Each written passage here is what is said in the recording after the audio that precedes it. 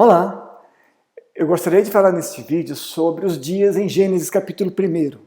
Aqueles dias são dias literais, são eras, são espaços gigantes de tempo, são mitológicos, são poéticos, né? Eu queria falar sobre 5 das teorias mais conhecidas acerca daqueles dias. Antes de entrar no tema propriamente dito, eu gostaria de fazer a seguinte pergunta: por que Deus não deu mais detalhes acerca da criação? Gênesis tem 50 capítulos e apenas um capítulo é dedicado ao tema da criação. A verdade é que a Bíblia não foi escrita para cientistas. Até que os cientistas gostariam muito, né, que a Bíblia falasse mais sobre ciência. A Bíblia é escrita para o homem comum, para a pessoa comum. Então ela conta de maneira poética uma verdade. Ela não é sobre como Deus criou o universo. Ela é sobre quem criou o universo. Ela é sobre Deus e não sobre a criação. A Bíblia é um livro que revela a Deus. A Bíblia é um livro que fala sobre Deus. E Gênesis capítulo 1 fala muito sobre quem criou e por que criou. E fala um pouco sobre como criou. A Bíblia fala sobre Deus e que o Deus da criação é que deve ser adorado e não a criação. A palavra que Moisés usou para dia é a palavra Yom, a palavra hebraica, que significa dia, períodos de tempos, grandes períodos de tempos, eras. Ela é usada em Gênesis 152 vezes e usada no Antigo Testamento 2.301 vezes. E eu disse ainda há pouco que a palavra é hebraica, é verdade, mas a verdade ela foi adotada, né? Foi inserida na língua hebraica. Ela é mais antiga do que o idioma hebraico e quer dizer exatamente isso, período de tempo, dia. A primeira teoria que eu gostaria de falar é a teoria do dia pictórico. O que vem a ser isso? Essa teoria diz o seguinte, que os dias em Gênesis capítulo 1 não são dias nos quais Deus criou o universo. São 6 dias nos quais Deus revelou para Moisés acerca da criação. Ou seja, Deus passou 6 dias falando com Moisés. No primeiro dia, Deus disse um monte de coisa. No segundo dia, Deus disse outras coisas, assim por diante. O problema com essa teoria é que ela vai contra toda a exegese do restante da Bíblia. E um dos princípios da exegese é que a Bíblia interpreta a Bíblia. Então você isola esse texto e fala apenas desse momento. Isso aí a gente teria que jogar quase 4.000 anos de exegese fora para aceitar uma teoria como essa. Teoria do dia hiato. Segundo essa teoria, Gênesis 1, capítulo 1, relata a criação original seguida da queda de Satanás, subsequente juízo. E Gênesis capítulo 1, versículo 2, portanto, narraria a restauração do universo. O problema é que a exegese das Escrituras nos levam a crer que não há intervalos entre uma coisa e outra. Eu vou ler para vocês aqui Gênesis 1 e 2 na Torá. É uma tradução direto do hebraico para o português. Eu vou ler direto do hebraico para o português. No princípio criou Deus os céus e a terra. Essa seria a criação original, a criação do universo. Então há a queda de Satanás. Aí aconteceu o quê? E a terra era vã e vazia, e havia escuridão sobre a face do abismo. E o Espírito de Deus se movia sobre a face das águas. Então, segundo essa teoria, Deus derruba Satanás e cai e destrói tudo. A presença dele aqui é uma hecatombe cósmica. E aí, depois, no versículo 3, diz Deus, haja luz. E houve luz, ou seja, é uma recriação do universo.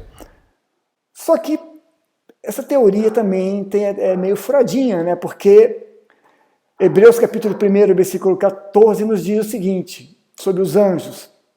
Não são, porventura, todos eles espíritos ministradores enviados para servir a favor daqueles que hão de herdar a salvação? E Salmo 104:4 nos diz, faz dos seus anjos espíritos, dos seus ministros um fogo abrasador. Portanto, os anjos foram criados espíritos. Eles já haviam sido criados antes da criação do mundo. Eles já haviam sido criados. Satanás cai, ele é exilado, ele cai nessa dimensão espaço-temporal. Mas as coisas já existiam. O mundo já existia. Teoria do dia intermitente. Essa teoria afirma que os dias são literais, mas são separados por uma enorme quantidade de tempo, por eras muito grandes. Deus teria criado as coisas em um dia e depois haveria um tempo enorme. Milhões de anos haviam se passado. Aí depois Deus prossegue a criação no segundo dia e assim por diante. Essa teoria ela vai de encontro com todos os outros relatos da criação na Bíblia. E apesar de parecer um tanto quanto interessante, ela não acrescenta muita coisa ao debate. Teoria do dia era. Essa teoria fala que a palavra yom, usada no texto, se refere a longuíssimos períodos de tempo, e não a dias de 24 horas. Argumenta que não poderia ser um dia de 24 horas, porque o sol só teria sido criado no quarto dia, ou seja, não havia sol no primeiro dia. Então não dava para ser um dia de 24 horas. Essa teoria é a teoria queridinha das pessoas que desejam conciliar a ciência com as escrituras. Agora, é importante ressaltar que a verdadeira ciência, ela confirma as escrituras, e não o contrário. A Bíblia não tem que confirmar a ciência. A verdadeira ciência ou confirma as escrituras ou confirmará as escrituras. As escrituras são a verdade. A ciência não é a verdade. É interessante isso, porque as pessoas ficam falando hoje em dia: eu creio na ciência, eu creio na ciência, eu acredito na ciência. Meu querido, a ciência não foi criada para a gente acreditar ou crer, ela foi criada para a gente duvidar dela. É por isso que a gente anda.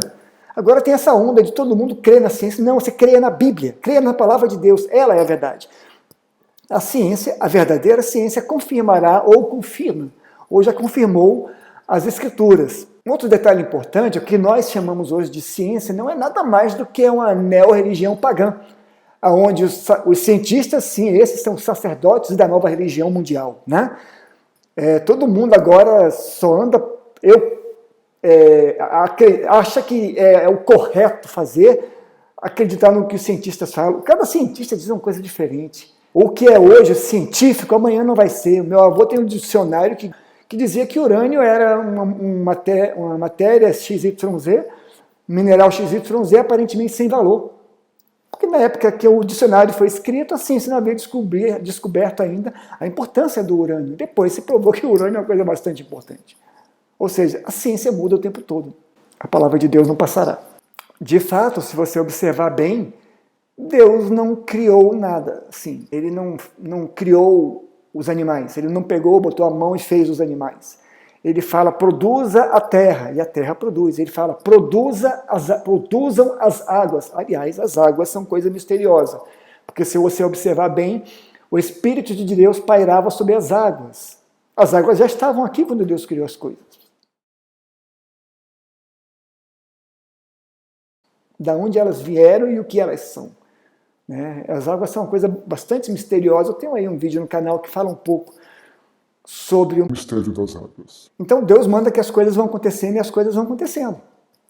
Contudo, a teoria do dia era, mesmo parecendo bastante interessante e plausível, ela toma o termo menos empregado nas escrituras para Yom, para dia. Ele usa um termo como era, e esse termo é muito menos empregado do que o termo dia. Então, isso por si só não sustenta muito a teoria, não. Tomemos como exemplo a teoria da evolução, que, aliás, nem teoria ela é apenas uma tese, porque nunca foi observada em laboratório. Ela é tão cheia de buracos que é preciso crer nela. No final das contas, as pessoas acreditam na evolução, não acreditam na Bíblia. Acreditar na Bíblia é uma coisa absurda, mas acreditar na evolução você crer na evolução. A palavra é exatamente essa, crer, né? Ela é cheia de palavras como supõe-se, acredita-se, crê-se. Aliás, para se acreditar nela é quase necessário ser um crente. Né? Sério, assim, essas pessoas ou não entendem nada de ciência, ou não entendem nada das escrituras, ou muito provavelmente não entendem nada nem de uma coisa nem de outra. A NASA e o tempo da criação. David McKay, renomado cientista britânico da NASA, diz que a vida não teve tempo suficiente para se desenvolver a partir do nada na Terra.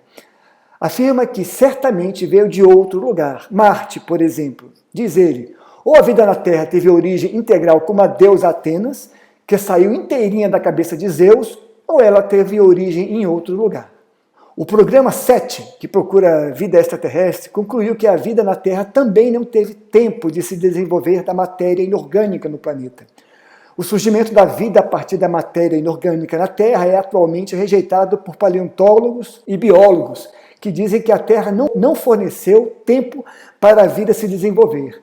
Afirmam que ou a vida teve origem em outro lugar, fora da Terra, ou outra coisa parecida ocorreu. O programa 7 continua pesquisando onde e como a vida na Terra tenha começado, mas continua acreditando que ela começou fora da Terra. Teoria do dia literal. Essa teoria afirma que os dias em Gênesis são de fato dias de 24 horas, que, embora Deus ainda não houvesse criado o Sol, já havia criado o tempo, simultaneamente com o espaço.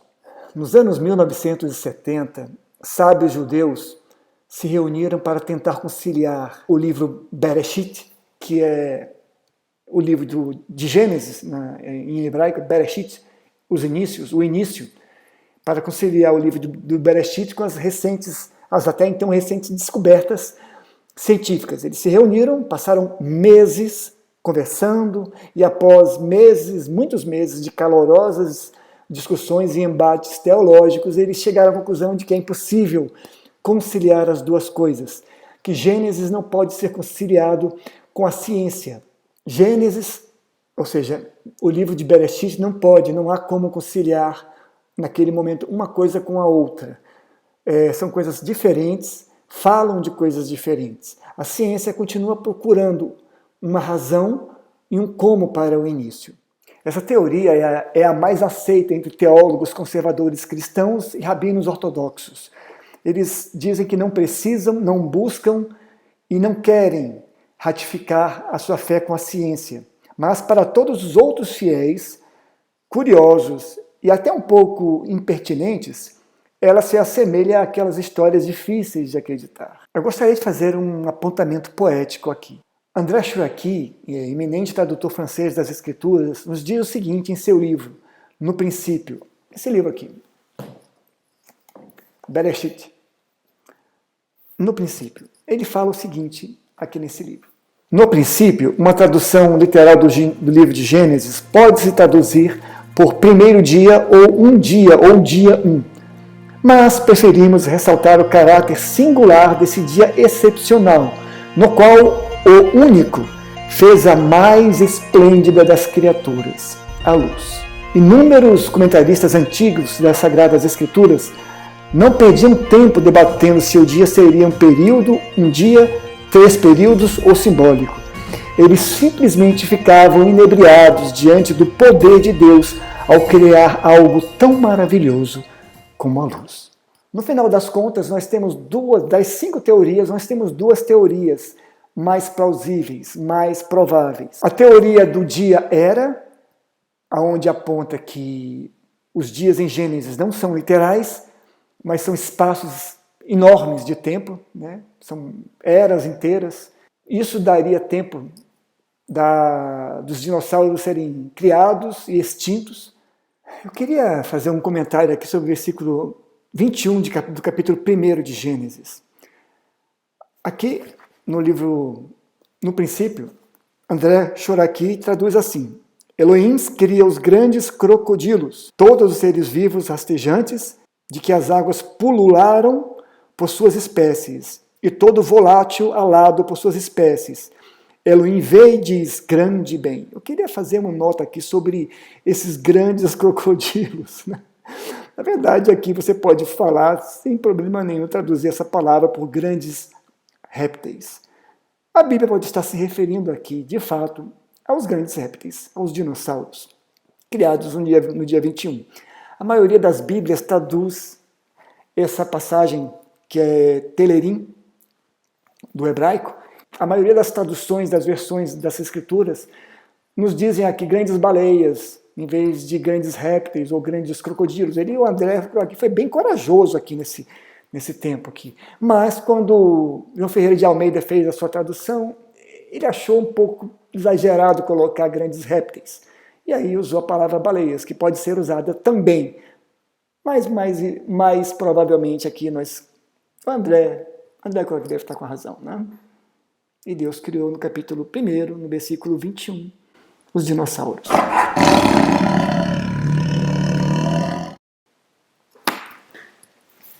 Então nós temos aqui essa teoria dos dias eras e temos a teoria do dia literal, onde Deus criou as coisas estanques. Deus criou os animais, mandou que a terra fizesse, mandou que as águas fizessem em 6 dias. No 7º dia ele descansa, 6 dias literais. Então Deus, a evolução não é necessária, porque Deus criou os seres prontos. Ele criou os animais prontos. E esses animais povoaram a terra. E a partir desses animais, os outros evoluíram, se adaptaram ao seu meio ambiente, temperatura, luz, pressão e tal. Mas essa segunda teoria diz que os dias são literais. São 6 dias literais. E essa é a teoria mais aceita. Gostaria também de contribuir para o debate dando a minha opinião pessoal. Se você estiver interessado nela, eu vou falar agora o que eu acho disso tudo. Não há como saber com certeza o que significa Yom em Gênesis capítulo 1. Se é literal, se é literário, se é poético, se é qualquer outra coisa. E também não há como dizer que acreditar em qualquer uma dessas 5 teorias venha a ser certo ou errado. Contudo, eu acredito que não são dias literais, mas enormes períodos de tempo. Acredito que os animais e as plantas que a terra e as águas produziram por ordem de Deus sofreram mudanças em virtude do tempo, clima, pressão atmosférica, geografia e assim por diante. Houve um tipo de evolução guiada ou aleatória, contudo, em acordo com os propósitos eternos de Deus. A Bíblia nos diz, porque 1000 anos são aos teus olhos como o dia de ontem que passou e como a vigília da noite. Salmo de número 90, versículo 4. A Bíblia antecipou milhares de anos a teoria da relatividade geral e especial, que só foi pensada no século XX. Concluindo, não haverá descoberta científica ou interpretação bíblica que nos convencerá do que vem a ser Yom, no capítulo 1 de Gênesis. Nós não podemos saber disso com certeza. O que nós podemos saber é o que fazer com os dias que Deus nos dá. O mais importante é sabermos, no nosso período de tempo, no tanto de dias que nós vivermos, o que faremos com esse tempo? O que faremos com esse período? Que os nossos dias honrem a Deus, que os nossos dias abençoem ao próximo, que sejam dias esplêndidos, que cada dia seja um dia maravilhoso e que todo dia, quando nós acordarmos e vermos o sol brilhando, lembremos que criatura espetacular é a luz. Deus abençoe sua vida. Sou o pastor Paulo Tide. Grande abraço e a gente se vê pelo caminho.